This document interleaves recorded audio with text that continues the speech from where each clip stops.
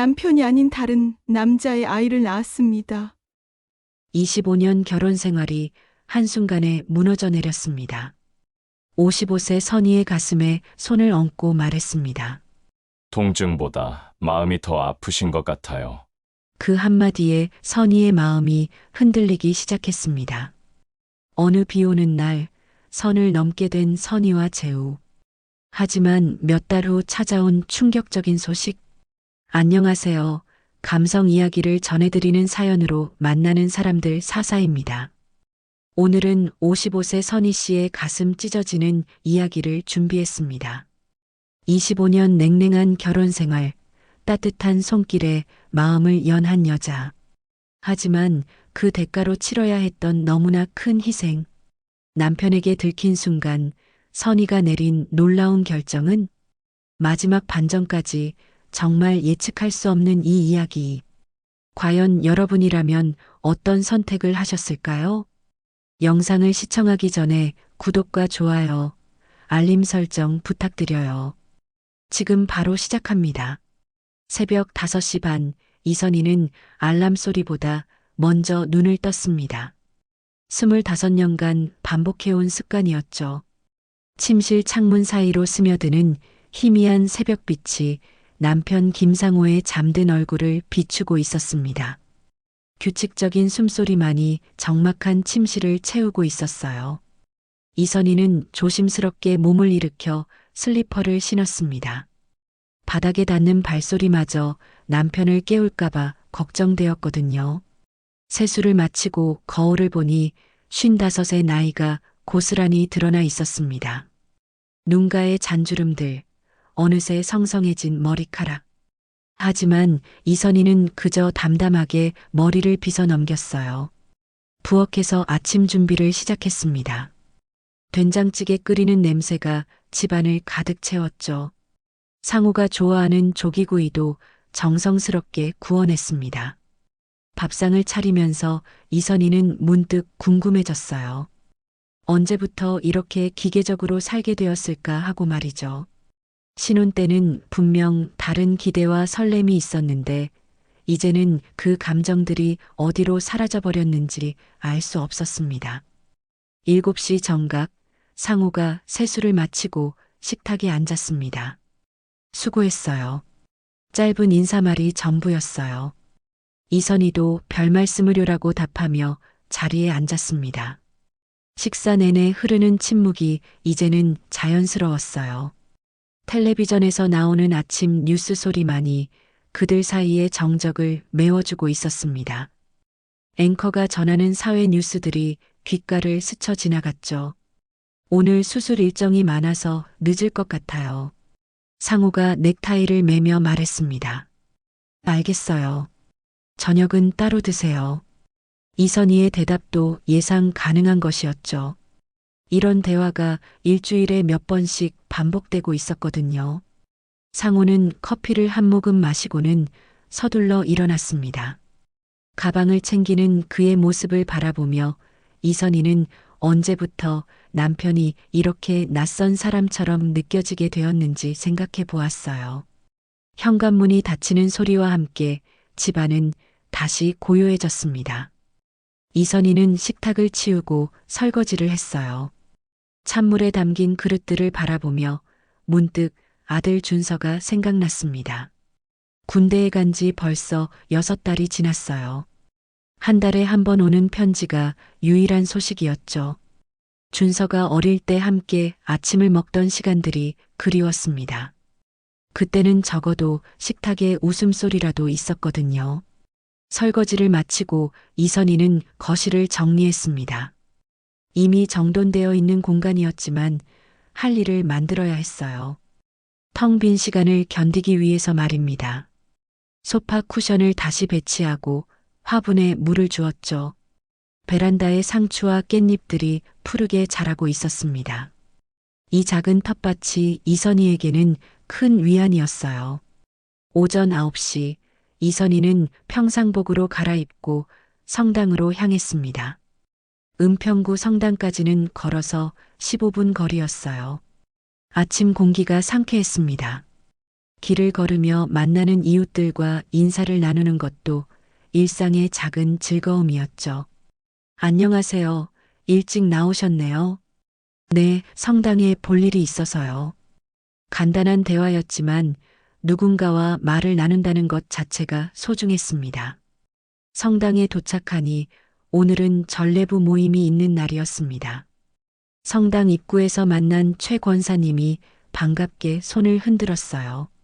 이선희 권사님, 오늘도 일찍 오셨네요. 네, 일찍 일어나는 습관이 있어서요.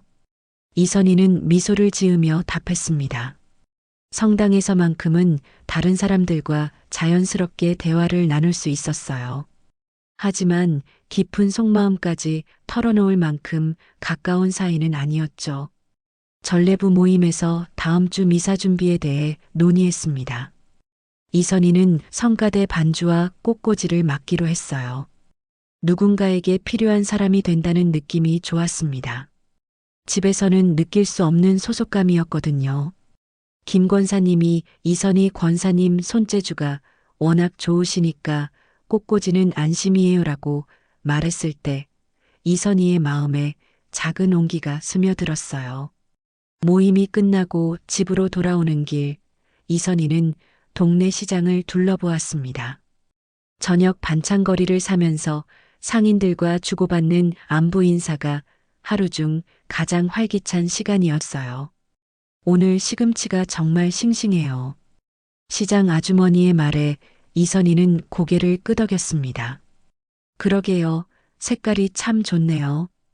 이런 사소한 대화에서도 삶의 온기를 느낄 수 있었죠. 집에 돌아와 점심을 간단히 해먹은 후 이선희는 거실 소파에 앉아 창밖을 바라보았어요.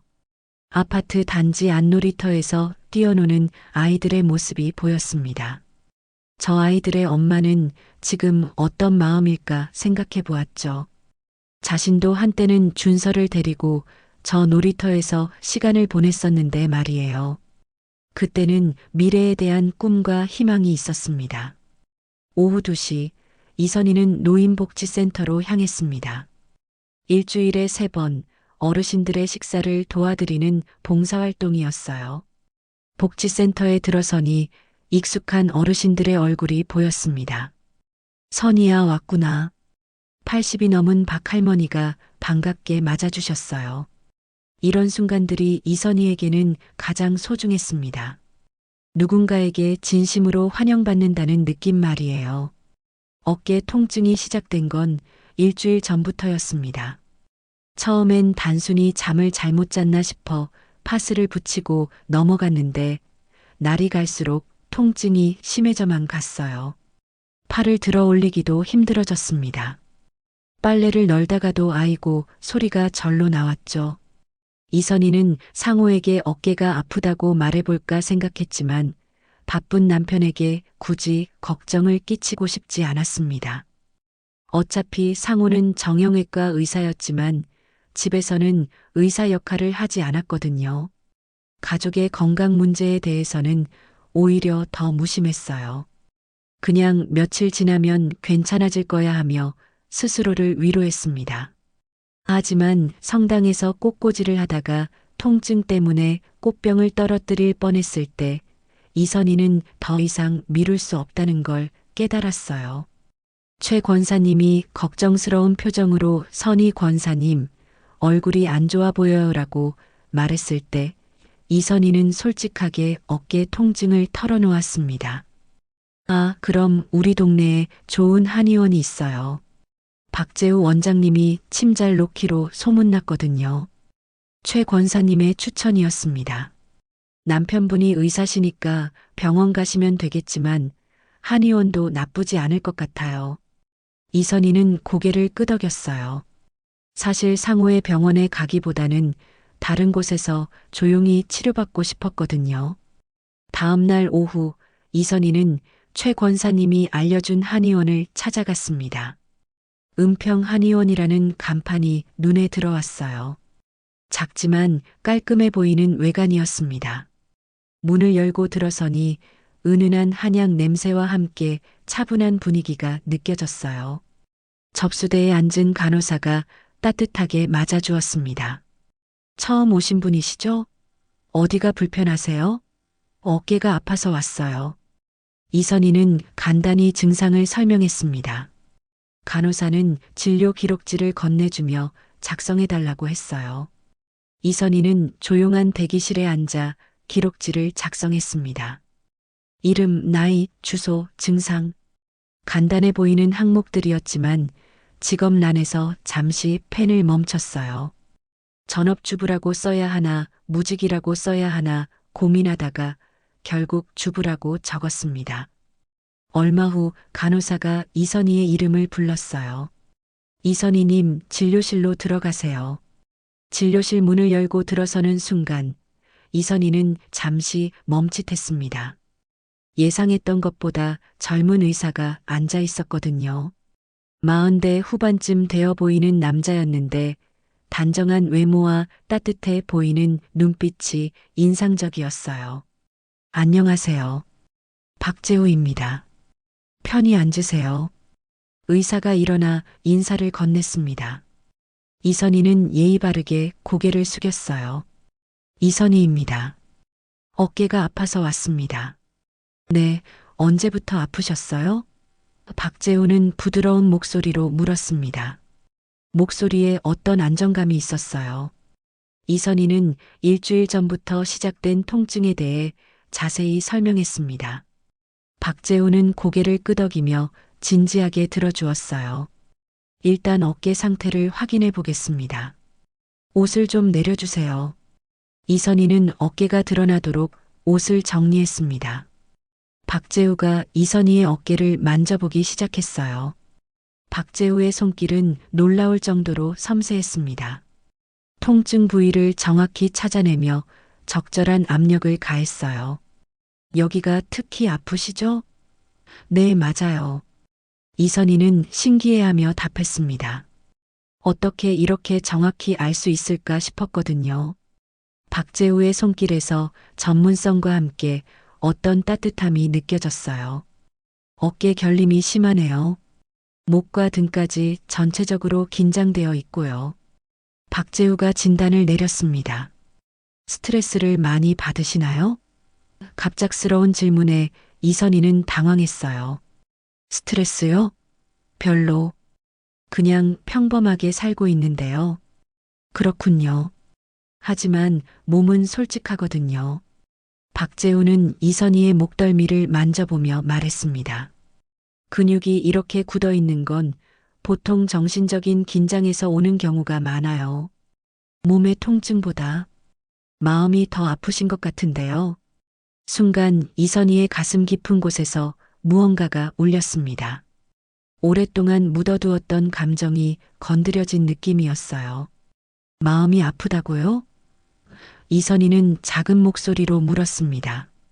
네, 몸과 마음은 연결되어 있거든요. 억눌린 감정들이 근육의 긴장으로 나타나는 경우가 많아요. 박재우의 설명은 단순한 의학적 진단을 넘어서는 무언가가 있었어요.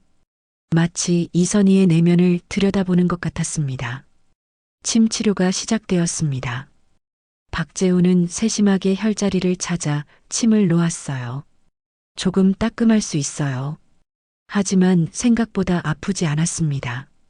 오히려 침이 들어가는 순간 근육이 풀리는 게 느껴졌어요. 신기하네요. 정말 시원해져요. 이선희가 중얼거렸습니다. 다행이네요. 일주일에 2번 정도, 한 달 치료받으시면 많이 좋아질 거예요. 박재우가 말했습니다. 네, 알겠습니다. 이선희는 고개를 끄덕였어요. 한의원을 나서며 이선희는 이상한 기분이었습니다. 어깨 통증은 분명 나아진 것 같은데 마음 한구석이 묘하게 설렜어요. 마음이 더 아프시다는 그 말이 계속 머릿속을 맴돌았습니다. 집에 돌아와서도 박재우의 따뜻한 눈빛과 섬세한 손길이 생각났어요. 오랫동안 누군가에게서 그런 세심한 관심을 받아본 적이 없었거든요. 상호는 늘 바쁘고 냉정했고 준서는 이제 성인이 되어 어머니의 손길을 필요로 하지 않았죠. 박재우에게서 느낀 그 따뜻함이 무엇인지 이선희는 아직 정확히 알 수 없었지만 분명한 건 오랫동안 잊고 있던 감정이 다시 깨어나고 있다는 것이었습니다. 박재우와의 치료가 시작된 지 2주가 지났습니다. 어깨 통증은 눈에 띄게 좋아졌지만 이선희는 계속해서 한의원을 찾았어요. 치료가 필요해서라기보다는 박재우를 만나고 싶은 마음 때문이었습니다. 이선희 자신도 이런 감정이 낯설고 당황스러웠지만 억누를 수 없는 설렘이 있었어요. 박재우 역시 이선희에게 특별한 관심을 보이기 시작했습니다. 치료 시간이 다른 환자들보다 길어졌고 대화도 많아졌죠. 요즘 어떠세요? 마음이 좀 편해지셨나요? 박재우는 항상 이선희의 마음 상태를 물어봤어요. 단순한 의사와 환자 관계를 넘어서는 무언가가 있었습니다. 그날도 이선희는 오후 3시에 한의원을 찾았어요. 하늘에는 먹구름이 가득했고 금세라도 비가 올 것 같았습니다. 치료를 받는 동안 창밖으로 빗방울이 떨어지기 시작했어요. 비가 오네요. 박재우가 중얼거렸습니다. 네, 우산을 안 가져왔는데. 이선희는 걱정스러운 표정을 지었어요. 침 치료를 마치고 이선희는 옷을 정리했습니다. 어깨가 한결 가벼워진 느낌이었어요. 많이 좋아지셨네요. 이제 일주일에 한 번만 오셔도 될 것 같아요. 박재우의 말에 이선희는 묘한 아쉬움을 느꼈습니다. 치료가 끝나면 박재우를 만날 이유가 없어지는 건 아닐까 하는 불안감이 들었거든요. 한의원 문을 나서려던 순간 밖에는 폭우가 쏟아지고 있었습니다. 이선희는 문 앞에서 망설였어요. 우산 없이는 도저히 나갈 수 없는 상황이었습니다. 어떻게 하지? 이선희가 중얼거리고 있을 때 박재우가 뒤에서 말을 걸었어요. 비가 너무 많이 오네요. 잠시 기다리시는 게 좋을 것 같은데. 박재우도 이선희 옆에 서서 빗줄기를 바라보았습니다. 괜찮아요. 조금 있으면 그칠 거예요. 이선희는 애써 태연한 척했지만 마음 한구석으로는 박재우와 더 많은 시간을 보낼 수 있어서 기뻤어요. 진료실에서 차라도 한잔 하시겠어요? 이런 날엔 따뜻한 차가 좋을 것 같은데. 박재우의 제안에 이선희는 잠시 망설였습니다. 하지만 박재우의 따뜻한 눈빛을 보니 거절할 수 없었어요. 그럼, 잠시만요. 이선희는 고개를 끄덕였습니다. 진료실로 돌아간 이선희와 박재우는 창가 의자에 앉아 차를 마셨어요. 박재우가 직접 우린 대추차였습니다. 달고 향긋하네요. 이선희가 말했을 때 박재우는 미소를 지었어요. 한의원 하면서 차 우리는 게 취미가 되었어요. 자연스러운 대화가 이어졌습니다. 결혼하신 지 오래되셨죠? 박재우가 조심스럽게 물었어요. 이선희는 잠시 멈칫했습니다. 네, 25년 되었어요. 행복하세요? 예상치 못한 질문에 이선희는 당황했어요. 아무도 자신에게 이런 직접적인 질문을 해본 적이 없었거든요. 행복. 그런 건 잘 모르겠어요. 이선희의 솔직한 대답에 박재우는 고개를 끄덕였습니다. 저도 이혼한 지 3년 되었어요. 행복이 뭔지 잘 모르겠더라고요. 박재우의 고백에 이선희는 놀랐어요. 박재우도 자신과 비슷한 아픔이 있었던 거예요. 힘드셨겠어요. 이선희는 진심 어린 위로를 건넸습니다. 요즘은 괜찮아요. 특히 이선희님을 만난 후로는. 박재우의 말에 이선희의 심장이 빨리 뛰기 시작했어요. 무슨 뜻인지 알 것 같으면서도 확신할 수 없었습니다. 저를요? 네, 치료하면서 이선희님의 마음을 보게 되었어요. 저와 비슷한 상처가 있으시더라고요. 창밖의 비는 여전히 세차게 내리고 있었습니다. 진료실 안은 고요했고 둘 사이에는 묘한 긴장감이 흘렀어요. 오늘은 너무 힘들어 보이셔서. 박재우가 일어나 이선희 앞에 섰습니다. 그냥 가시게 못하겠어요. 박재우의 목소리에는 진심이 담겨 있었어요. 이선희는 박재우를 올려다보았습니다. 박재우의 눈빛에서 자신을 향한 깊은 애정을 읽을 수 있었어요. 재우 씨. 이선희가 작은 목소리로 박재우의 이름을 불렀을 때 박재우는 조심스럽게 손을 내밀었습니다. 이선희는 그 손을 잡았어요. 박재우는 이선희를 조심스럽게 안아주었습니다. 오랫동안 누군가의 따뜻한 품에 안겨본 적이 없던 이선희는 그 순간 모든 것을 잊었어요. 25년 동안 쌓인 외로움과 상처가 박재우의 따뜻함 속에서 녹아내렸습니다. 이선희님. 박재우가 이선희의 이름을 부르는 목소리에는 간절함이 있었어요. 그들은 서로를 바라보았습니다. 말하지 않아도 서로의 마음을 알 수 있었어요. 이선희는 박재우의 얼굴에 손을 댔고 박재우는 이선희의 손을 감쌌습니다. 모든 것이 자연스럽게 흘러갔어요. 이선희는 자신이 무엇을 하고 있는지 알고 있었지만 멈출 수 없었습니다. 그날 밤 이선희는 박재우와 함께 있었습니다. 25년 만에 느끼는 새로운 감정이었어요. 죄책감보다는 자신이 살아있다는 느낌이 더 강했습니다. 박재우의 품에서 이선희는 오랫동안 잊고 있던 여자로서의 자신을 발견했어요. 집으로 돌아가는 길, 이선희의 마음은 복잡했습니다. 죄책감이 없었던 건 아니에요. 하지만 그보다는 오랫동안 메말라 있던 마음에 단비가 내린 것 같은 시원함이 더 컸습니다. 이선희는 자신이 변하고 있다는 걸 느꼈어요. 더 이상 예전에 조용하고 순종적인 아내로만 살 수는 없을 것 같았습니다. 상호는 아직 집에 오지 않았습니다. 이선희는 샤워를 하고 거울을 보았어요. 거울 속 자신의 모습이 달라 보였습니다. 같은 얼굴인데도 뭔가 생기가 돌고 있었어요. 이게 나야? 이선희는 중얼거렸습니다. 오랫동안 잊고 있던 자신의 모습을 다시 찾은 것 같았거든요. 박재우와의 그날 이후 한 달이 지났습니다. 이선희는 자신의 몸에 일어난 변화를 느끼고 있었어요. 처음엔 단순히 스트레스 때문이라고 생각했습니다. 새로운 감정에 휩싸인 자신의 마음이 몸에도 영향을 미치고 있다고 여겼거든요. 하지만 생리 예정일이 지나도 아무 일이 일어나지 않았어요. 이선희는 달력을 다시 확인했습니다. 분명히 계산이 맞았어요. 평소 규칙적이던 생리가 일주일째 늦어지고 있었습니다. 설마 이선희의 마음에 불안한 예감이 스며들었어요. 55이라는 나이 때문에 폐경이 시작된 건 아닐까 하는 생각도 들었지만 뭔가 다른 느낌이었습니다. 며칠 더 지나자 이선희는 확신할 수 있었어요.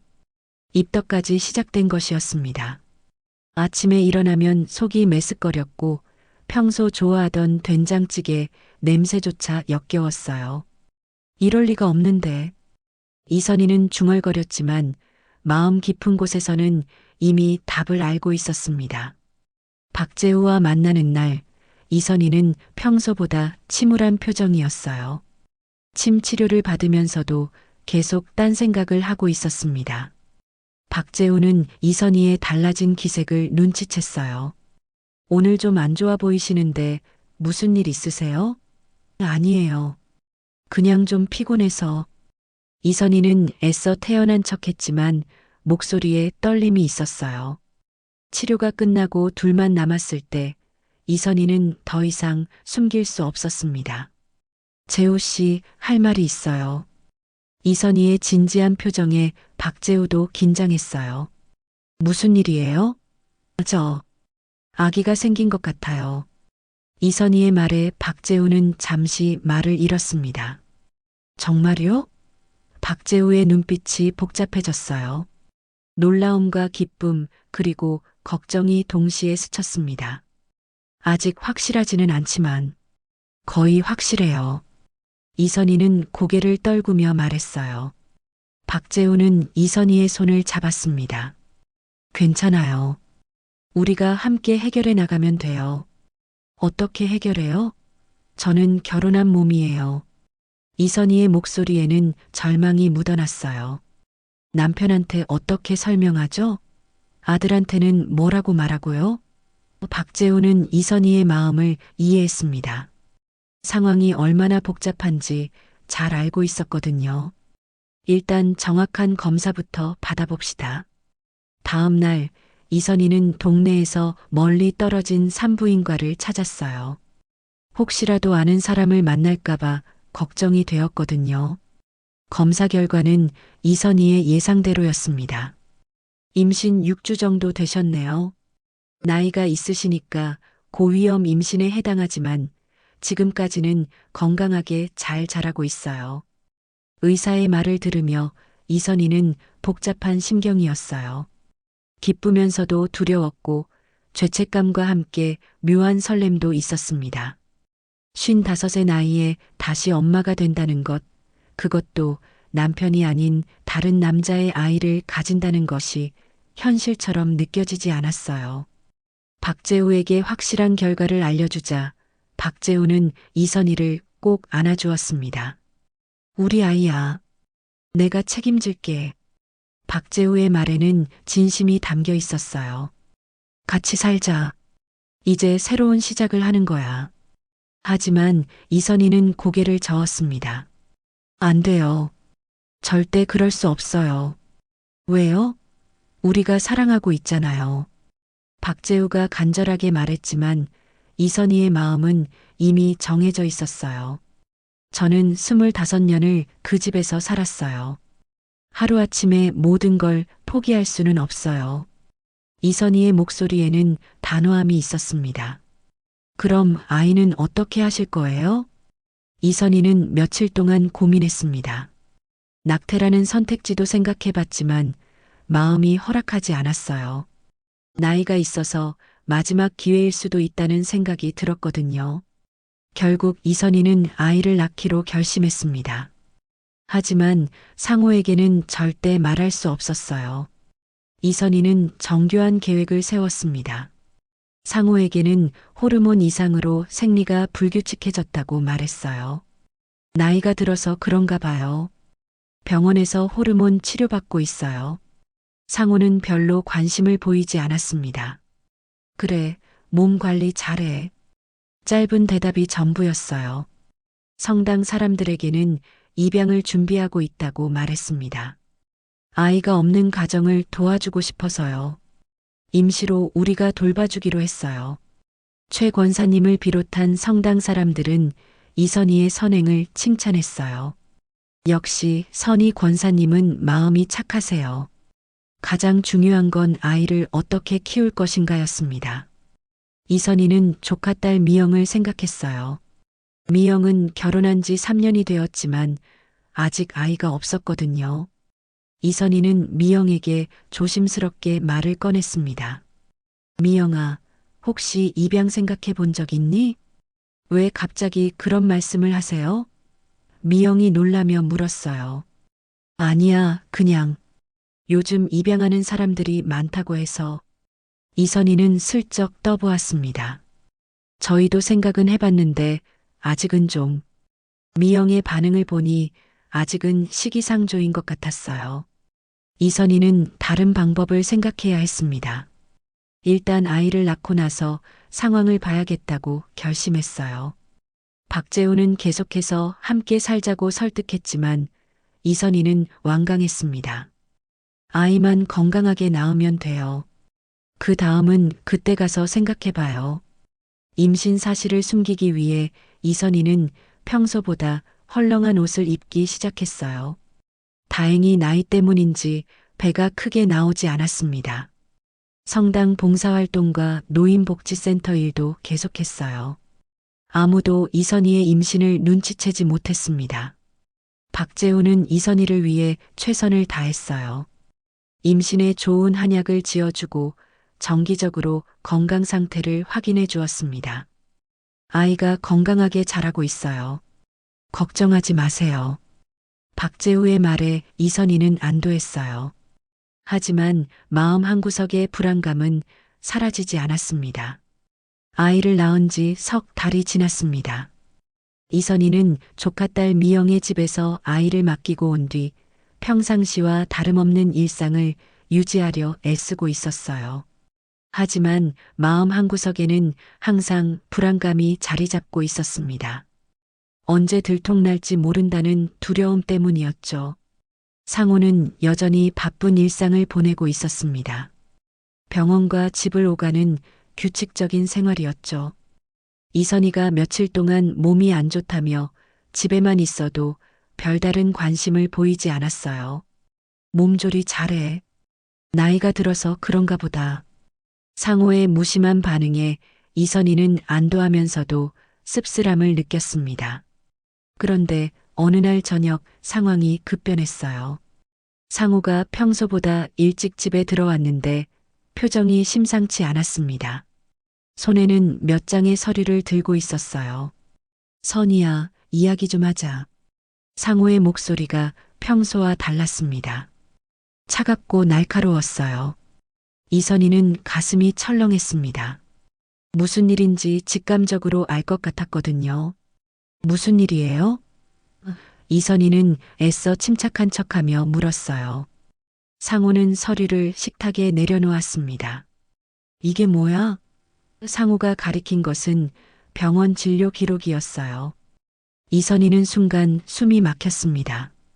어떻게 상호가 그 기록을 갖게 되었는지 알 수 없었어요. 저기, 그게 출산이라고 되어 있어. 언제 아이를 낳았어? 상호의 목소리에는 분노가 섞여 있었습니다. 이선희는 아무 말도 할 수 없었어요. 입양은 무슨 입양이야? 당신 뭔 짓 한 거야? 상호가 소리를 질렀습니다. 이선희는 이런 상호를 처음 봤어요. 평소 냉정하긴 했지만 이렇게 감정을 드러내는 경우는 없었거든요. 설명해봐. 대체 무슨 일이 있었던 거야? 이선희는 입술을 깨물었습니다. 진실을 말할 수도 없고 거짓말을 계속할 수도 없는 상황이었어요. 말 안 할 거야? 상호가 다시 물었습니다. 이선희는 고개를 숙인 채 침묵을 지켰어요. 무슨 말을 해야 할지 알 수 없었거든요. 병원에서 우연히 알게 되었어. 동료 의사가 내 진료 기록을 봤다고 하더라고.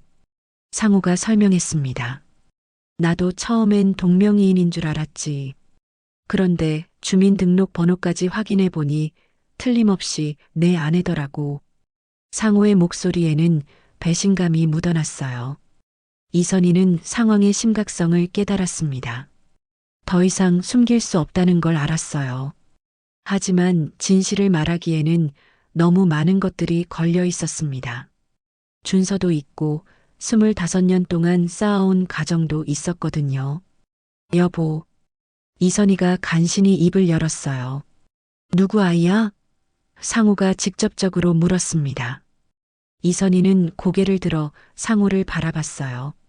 상호의 눈빛에서 모든 것을 포기한 듯한 절망을 읽을 수 있었습니다. 대답해. 누구 아이야? 상호가 다시 물었지만 이선희는 여전히 말할 수 없었어요. 며칠 후 상호는 사립탐정을 고용했습니다. 이선희의 행적을 조사하기 시작한 거예요. 이선희가 자주 갔던 은평 한의원도 조사 대상이 되었습니다.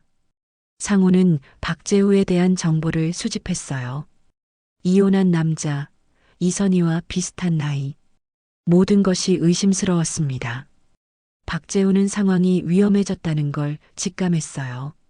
이선희로부터 남편이 의심하고 있다는 소식을 들었거든요. 이럴 줄 알았어야 했는데 박재우는 후회했습니다. 이선희를 위험에 빠뜨린 자신이 원망스러웠어요. 내가 한의원을 정리할게. 왜요? 갑자기 왜 그래요? 이선희는 당황했습니다. 계속 여기 있으면 당신이 더 힘들어질 거야. 나는 괜찮아. 박재우는 이미 마음을 정한 듯 했어요. 어디로 가실 거예요? 아직 정하지 못했어.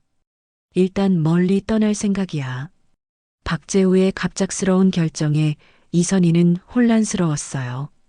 아이의 아버지가 사라진다는 것, 자신을 이해해주는 유일한 사람이 떠난다는 것이 받아들여지지 않았습니다. 저는 어떻게 해요? 당신은 아내로 돌아가야 해. 그게 맞는 길이야. 한의원 문을 닫는 날, 이선희와 박재우는 마지막 만남을 가졌어요. 미안해, 선희야. 내가 당신을 이렇게 힘들게 만들었어. 박재우의 목소리에는 죄책감이 가득했습니다. 아니에요. 저도 원했던 일이에요. 이선희는 눈물을 참으며 말했어요. 아이는 잘 키워줘. 나중에 기회가 되면 연락할게. 박재우가 이선희의 손을 잡았습니다. 재우 씨. 이선희는 더 이상 말을 이을 수 없었어요. 가슴이 막혔거든요. 박재우는 이선희를 마지막으로 안아주었습니다. 행복해야 해. 박재우가 떠난 후 이선희는 완전히 혼자가 되었습니다. 상호는 여전히 추궁을 계속했고 이선희는 계속 침묵으로 일관했어요. 그 한의사와 무슨 사이였어? 상호가 물었을 때 이선희는 마침내 입을 열었습니다. 그 사람은 내 과거야. 이선희의 목소리에는 체념이 묻어 있었어요. 지금은 당신 아내로 돌아온 거야. 눈물이 볼을 타고 흘러내렸습니다. 과거라고? 그럼 그동안 나를 속인 거네? 상호의 목소리는 더욱 차가워졌어요. 미안해요. 정말 미안해요. 이선희는 계속 눈물을 흘렸습니다. 하지만 이제는 정말 끝이에요. 다시는 그런 일 없을 거예요. 상호는 이선희를 바라보았어요. 상호의 눈빛에는 더 이상 분노도 없었습니다. 그저 모든 것을 포기한 듯한 공허함만이 있었어요. 알겠어. 상호가 짧게 말했습니다. 하지만 나도 이제 모르겠어. 우리가 계속 함께 살 수 있을지. 상호의 말에 이선희는 더욱 절망했어요. 모든 것을 잃게 될 수도 있다는 두려움이 엄습했습니다. 박재우도 떠났고 이제는 상호마저 자신을 떠날 수도 있었어요. 박재우가 떠난 지 일주일이 지났습니다. 이선희는 매일 밤 잠들기 전 아이 생각을 했어요. 조카딸 미영의 집에서 자라고 있는 작은 생명이 안녕한지, 잘 자라고 있는지 궁금했습니다. 미영에게는 가끔 안부를 물어봤지만 너무 자주 묻기도 어색했어요. 입양아를 돌봐주고 있다는 설정을 유지해야 했거든요. 상호와의 관계는 여전히 냉랭했습니다. 집안의 공기가 얼어붙은 것 같았어요. 상호는 이선희와 눈도 마주치지 않았고 대화도 최소한으로 줄어들었습니다. 식사 시간조차 각자 따로 하는 날이 많아졌죠. 이선희는 이런 상황이 언제까지 계속될지 알 수 없어서 불안했어요. 어느 날 오후 이선희는 더 이상 참을 수 없었습니다. 아이를 보고 싶은 마음이 간절했어요. 미영에게 연락을 했습니다. 미영아, 아이 어떻게 지내니? 이모가 한번 보러 가도 될까? 네, 언제든지 오세요. 요즘 많이 자라서 귀여워졌어요. 미영의 대답에 이선희의 마음이 따뜻해졌어요. 미영의 집에 도착했을 때 아이는 잠들어 있었습니다. 이선희는 조용히 아이 옆에 앉아 얼굴을 바라보았어요. 박재우를 닮은 눈매가 보였습니다. 자신의 피가 흐르는 아이카지만 남의 집에서 자라야 하는 아이를 보니 가슴이 아팠어요. 정말 예쁘죠? 미영이 옆에서 말했습니다. 응, 정말 예쁘다. 이선희는 눈물을 참으며 답했어요. 아이가 작은 손을 움직이자 이선희는 조심스럽게 손가락을 내밀었습니다. 아이가 이선희의 손가락을 꽉 잡았어요. 그 순간 이선희는 모든 것을 털어놓고 싶은 충동을 느꼈습니다. 하지만 참아야 했어요. 아이가 깨어나자 이선희는 직접 분유를 먹여주었습니다. 이모가 분유 주는 게 익숙하네요. 미영이 신기해했어요. 예전에 준석 키울 때 생각이 나서. 이선희는 둘러댔습니다. 아이를 안고 있으니 마음이 평온해졌어요.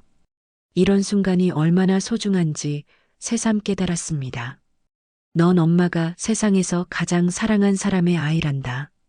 이선희는 아이에게 작은 목소리로 속삭였어요. 미영이 잠시 자리를 비운 사이였습니다. 미안해. 엄마가 너를 제대로 키워주지 못해서. 눈물이 볼을 타고 흘러내렸습니다. 아이는 이선희를 바라보며 방긋 웃었어요. 집으로 돌아오는 길, 이선희는 많은 생각을 했습니다. 자신이 저지른 일들, 거짓말들, 그리고 그로 인해 상처받은 사람들, 모든 것이 무겁게 다가왔어요. 이런 식으로 계속 살 수는 없다는 생각이 들었습니다. 진실을 마주해야 할 때가 온 것 같았어요. 다음 날 이선희는 성당을 찾았습니다. 김 신부님과 상담을 하고 싶었어요. 신부님, 상담 좀 받을 수 있을까요? 물론이죠. 무슨 일이신가요? 김 신부님은 따뜻하게 맞아주었습니다. 이선희는 고해성 사실에서 무릎을 꿇었어요. 오랫동안 억눌러왔던 이야기를 털어놓을 준비를 했습니다. 신부님, 저는 큰 죄를 지었습니다. 이선희는 떨리는 목소리로 시작했어요. 남편이 아닌 다른 남자와, 그리고 아이까지. 말을 이어가기가 힘들었습니다. 김 신부님은 조용히 들어주었어요. 계속 말씀해 보세요. 주님 앞에서 솔직해지는 것이 중요합니다. 이선희는 박재우와 만난 이야기부터 차근차근 털어놓았어요. 어깨 치료로 시작된 만남, 점점 깊어진 감정, 그리고 임신과 출산까지 모든 것을 솔직하게 말했습니다. 지금까지 거짓말로 덮어왔지만 더 이상은 안 되겠어요. 어떻게 해야 할지 모르겠습니다. 참회하는 마음이 있다면 용서받을 수 있습니다. 김 신부님이 말했어요. 하지만 진정한 참회는 잘못을 인정하고 바로잡으려는 노력을 포함합니다. 계속 거짓말로 살아갈 수는 없겠죠. 신부님의 말에 이선희는 고개를 끄덕였어요. 남편분께 진실을 말씀하실 생각은 없으신가요? 신부님의 질문에 이선희는 망설였습니다. 두려워요. 모든 걸 잃을 수도 있잖아요. 하지만 거짓 위에 세워진 관계는 진정한 관계가 아닙니다. 진실을 바탕으로 새로운 시작을 하는 것이 더 중요하지 않을까요? 신부님과의 상담을 마치고 나온 이선희는 마음이 조금 가벼워졌어요. 물론 앞으로 해야 할 일들이 쉽지 않다는 걸 알고 있었지만 적어도 방향은 정해진 것 같았습니다. 더 이상 거짓말로 살아갈 수는 없었어요. 진실을 말하고 그 결과를 받아들여야 했습니다. 집으로 돌아가는 길에 이선희는 결심을 굳혔습니다. 남편에게 말할 거야. 나 혼자 짊어질 일이 아니야. 상호가 어떤 반응을 보일지 예상할 수 없었지만 계속 숨기고 살 수는 없었어요. 아이에게도 박재우에게도 그리고 자신에게도 정직해야 했습니다. 성당 앞 계단에 앉아 이선희는 하늘을 올려다보았어요. 구름 사이로 햇살이 스며들고 있었습니다. 용기를 주세요. 이선희는 조용히 기도했어요. 진실을 말할 용기를, 그리고 그 결과를 받아들일 용기를 주세요.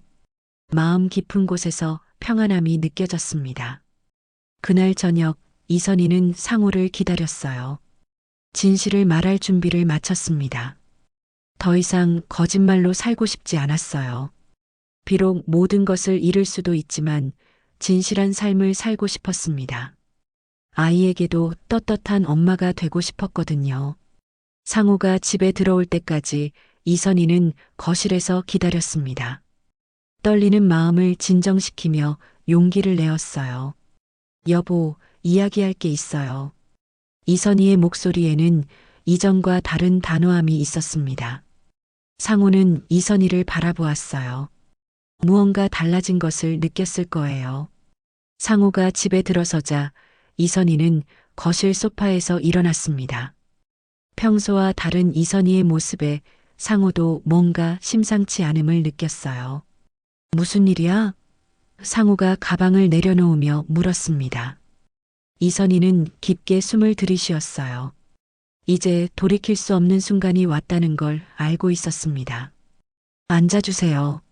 중요한 이야기가 있어요. 이선희의 목소리는 떨렸지만 단호했어요.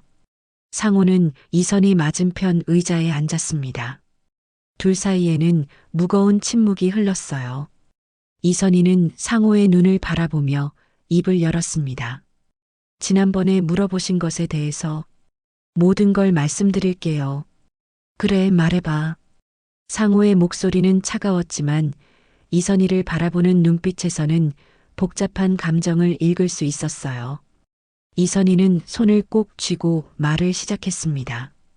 한의원에서 만난 박재우라는 사람과 관계가 있었어요. 첫 문장을 뱉어내는 것이 가장 어려웠어요. 상호의 표정이 굳어졌습니다. 예상했던 일이지만 직접 듣는 것은 달랐어요. 언제부터? 어깨 치료받으러 간 게 시작이었어요. 처음엔 정말 치료 때문이었는데 이선희는 박재우와 만난 경위부터 차근차근 설명했습니다. 상호는 말없이 들었어요. 때로는 주먹을 꽉 쥐기도 했지만 끝까지 이선희의 말을 들어주었습니다. 그 사람과의 일이 있었고 그 아이를 낳았어요. 이선희가 가장 중요한 부분을 털어놓았을 때 상호의 얼굴은 창백해졌어요. 하지만 난 다시 당신 곁에 돌아오고 싶었어요. 이선희의 목소리에는 간절함이 담겨 있었습니다. 그래서 아이는 조카딸에게 맡겼고 당신에게는 말할 수 없었어요. 상호는 한참 동안 아무 말도 하지 않았습니다. 이선희는 상호의 반응을 기다리며 가슴이 터질 것 같았어요. 드디어 상호가 입을 열었습니다. 25년. 25년을 함께 살았는데 상호의 목소리에는 배신감과 실망이 섞여 있었어요. 미안해요. 정말 미안해요. 이선희는 눈물을 흘리며 말했습니다. 하지만 당신을 사랑하지 않았던 건 아니에요. 그냥 너무 외로웠어요. 외로웠다고? 상호가 반문했어요. 그래서 다른 남자랑 잠자리를 같이 하고 아이까지 낳았다는 거야? 이선희는 상호의 분노를 고스란히 받아들였습니다.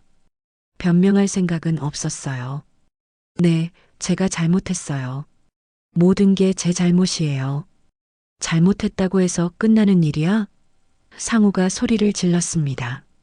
내가 뭘 잘못했길래 이런 수모를 당해야 하는 거야? 당신은 잘못한 게 없어요. 모든 게 제 욕심이었어요. 이선희는 솔직하게 말했어요.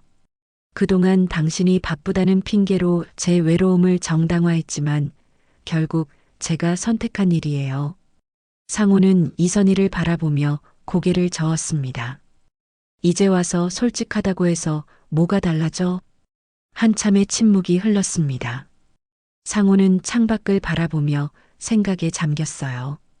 이선희는 상호의 결정을 기다릴 수밖에 없었습니다. 그 아이는 어떻게 할 거야? 상호가 다시 물었어요. 미영이가 키우고 있어요. 하지만 제가 직접 키우고 싶어요. 이선희의 솔직한 대답에 상호는 쓴웃음을 지었습니다. 넌 내 아내였고 이젠 그 아이의 엄마일 뿐이야. 상호의 말에는 체념이 묻어 있었어요. 우리는 이제 끝이야.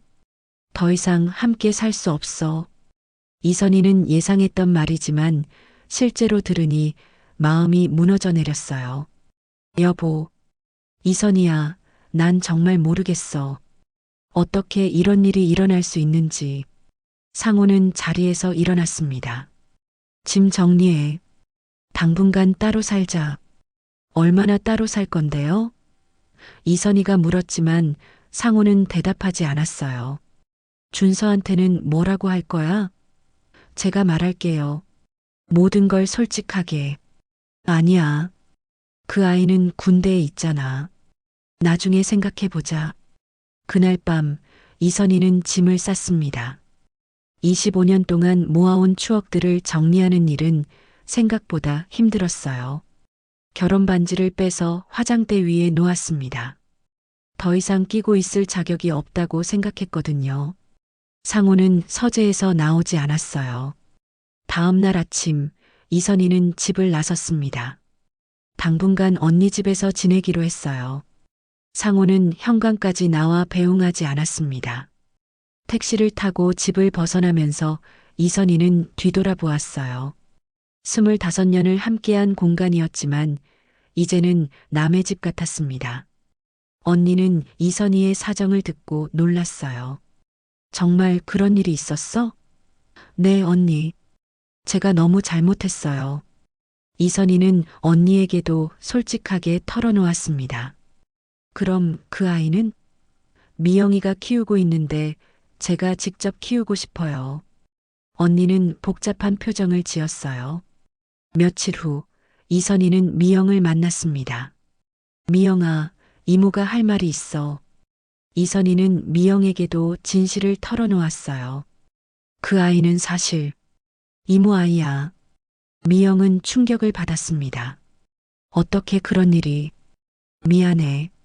지금까지 속였어. 하지만 이제는 제가 직접 키우고 싶어. 미영은 혼란스러워했어요. 이미 우리가 입양 절차를 밟고 있는데. 알고 있어. 하지만 생물학적 어머니로서 양육권을 주장하고 싶어.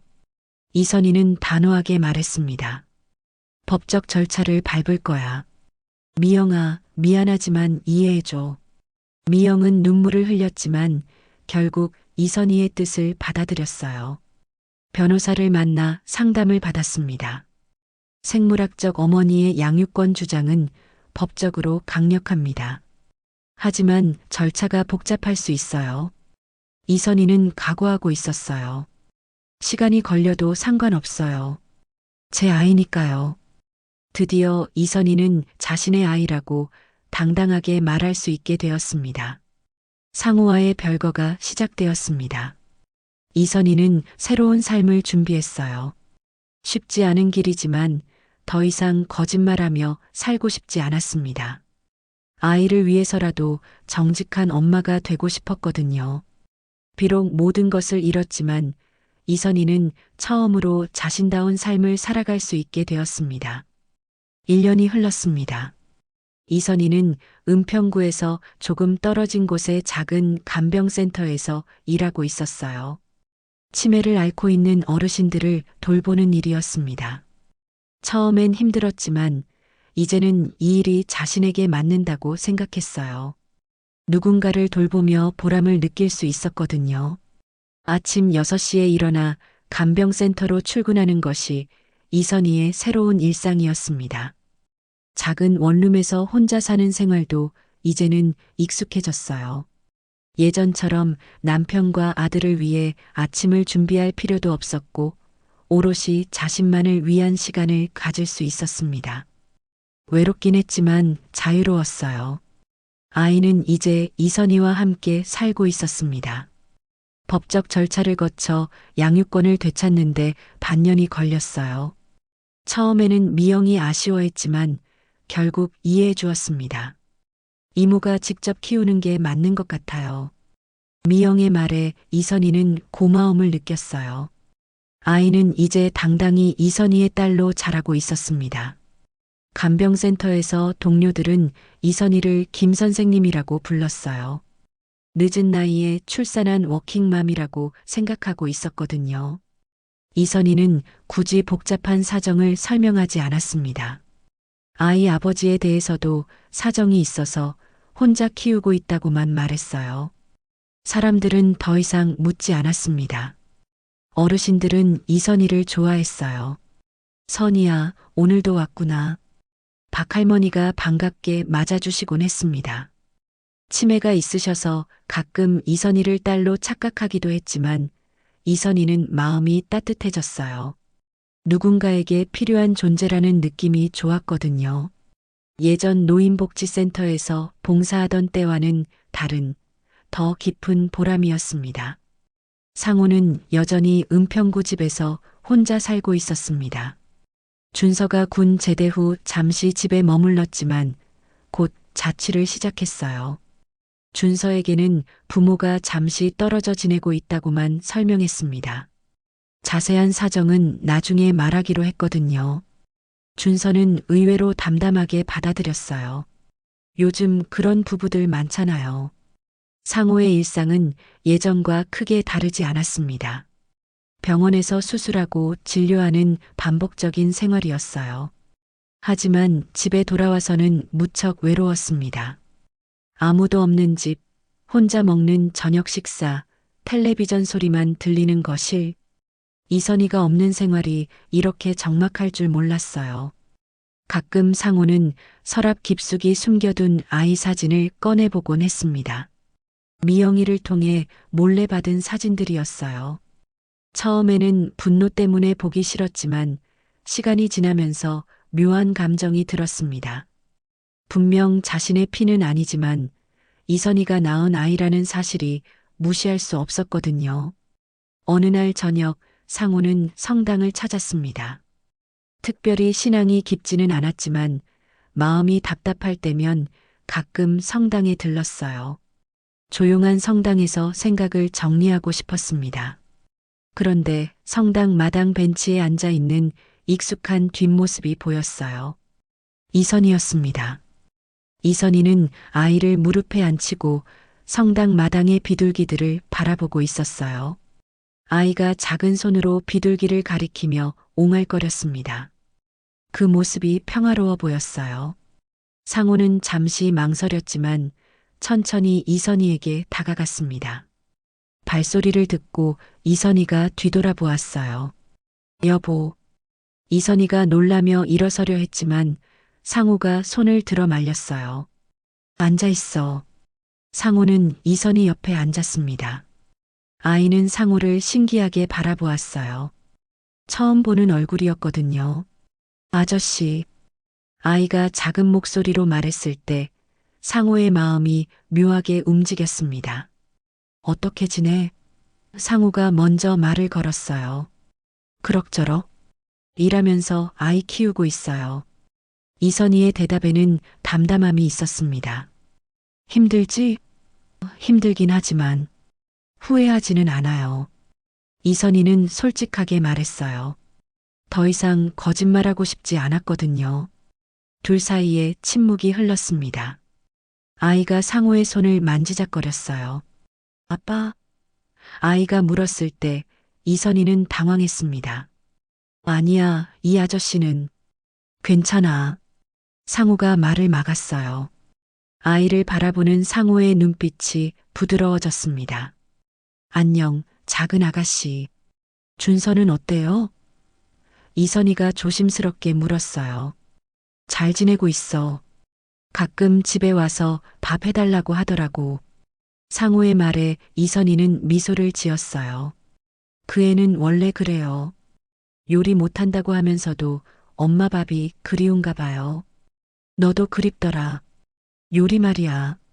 상호의 말에 이선희의 가슴이 따뜻해졌어요. 미안해요. 정말 미안해요. 이선희가 다시 한번 사과했어요. 이제 그만해. 계속 미안하다고 할 수는 없잖아. 상호의 목소리에는 더 이상 분노가 없었습니다. 나도 생각해봤어. 우리가 언제부터 이렇게 멀어졌는지. 상호도 자신의 잘못을 인정하고 있었어요. 우리 다시 친구부터 시작해 볼 수 있을까? 상호의 제안에 이선희는 놀랐어요. 전혀 예상하지 못한 말이었거든요. 친구요? 응. 25년을 함께 산 사이인데 완전히 남남이 될 수는 없잖아. 상호의 말에는 진심이 담겨 있었어요. 이선희는 한참 동안 생각했습니다. 다시 예전으로 돌아갈 수는 없다는 걸 알고 있었어요. 하지만 상호와 완전히 끝내고 싶지도 않았습니다.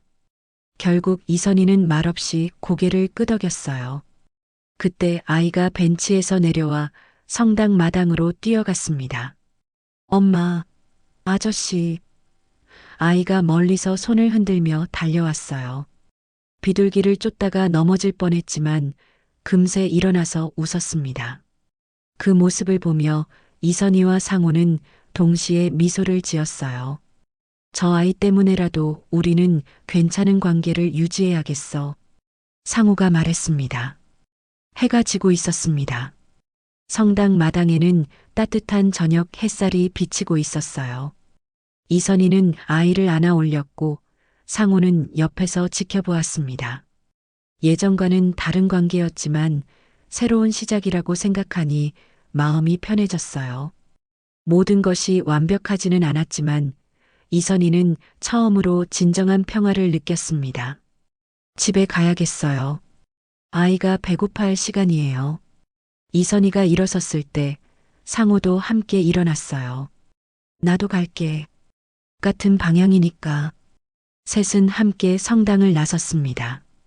가족은 아니었지만 서로를 이해하고 용서한 사람들이었어요.